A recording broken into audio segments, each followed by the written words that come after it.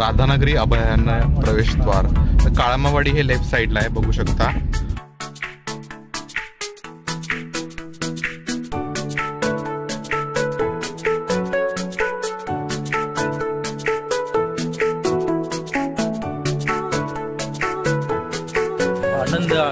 आनंद आनंदाकडे, इकडे तिकडे चोळीकडे.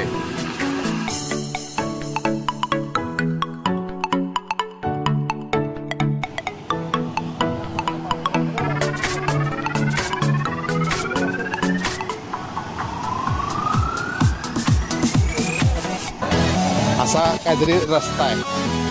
आता कडक रस्ता लागलाय, चालत जाऊ शकतो आपण.